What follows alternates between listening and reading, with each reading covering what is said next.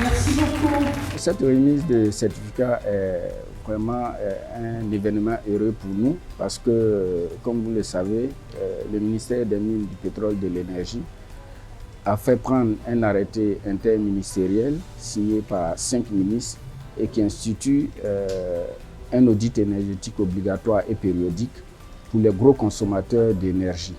Parce qu'il faut maîtriser la consommation de l'énergie de sorte à ce que nous ayons suffisamment d'énergie à mettre à la disposition des populations ivoiriennes.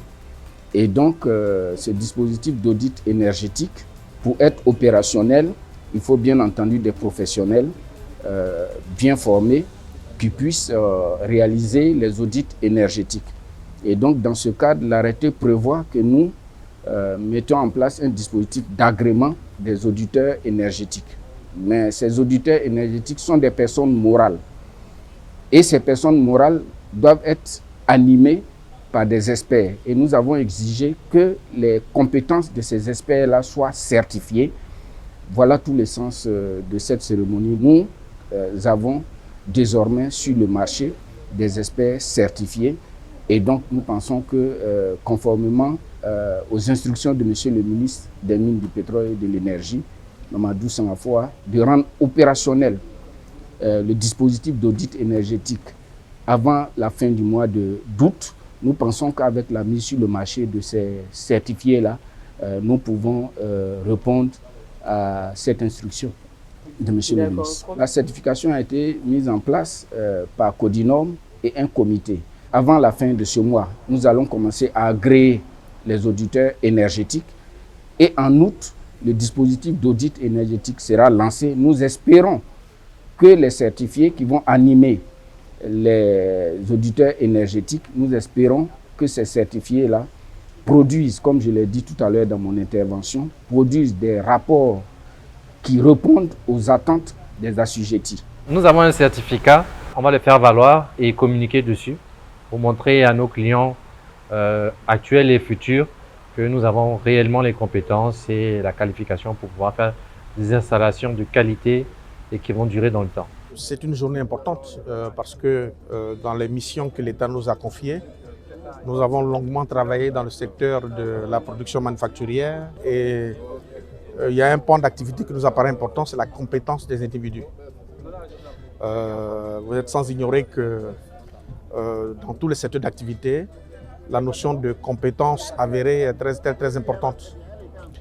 Les gens peuvent avoir des formations diplômantes, certes, mais s'ils n'exercent pas, s'ils ne sont pas encadrés, ils n'auront pas nécessairement les compétences avérées pour effectuer au mieux leur mission. Alors, donc, dans ce cas de figure-là, vous connaissez les problématiques de l'énergie. Disons que la problématique s'est posée, c'est que dans tout ce qui est photovoltaïque et efficacité énergétique, on ne s'était pas donné vraiment les moyens de qualifier des personnes. Voilà, donc l'État est aujourd'hui très préoccupé par ces problématiques-là.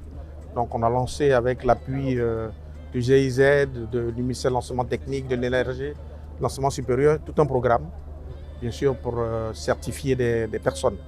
Ce sont les premières personnes que vous voyez là. Hein. Nous avons aujourd'hui un portefeuille de 50 personnes certifiées. Ça a l'air très peu, mais c'est un début. Donc on espère véritablement l'élargir. Nous espérons que ce certificat permettra véritablement sur le marché d'offrir des personnes qualifiées pour faire le travail. Vous savez, un travail de ce type-là qui est mal fait, c'est parfois des investissements qui ne servent à rien. Vous pouvez investir lourdement dans tout ce qui est photovoltaïque. Vous pouvez investir dans des bâtiments qui ne vous permettent pas de gérer au mieux l'énergie. Donc ces personnes-là sont véritablement importantes. Je pense qu'il y a eu de gros échecs sur certains projets, et donc ça se justifie.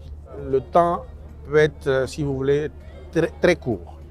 Nous attendons des gens qui puissent se former à la base. En réalité, vous vous formez et puis vous venez, des experts vont évaluer vos compétences. Donc ce temps de compétences-là, ça se résume à des examens théoriques et puis des examens, disons, des entretiens. Comme on l'a présenté tout à l'heure, vous devez pouvoir, pour maintenir ce certificat justifié, bien sûr, d'activités, par exemple d'audit, de certification, d'installation. Voilà, c'est tout ça qui alimente le maintien du certificat.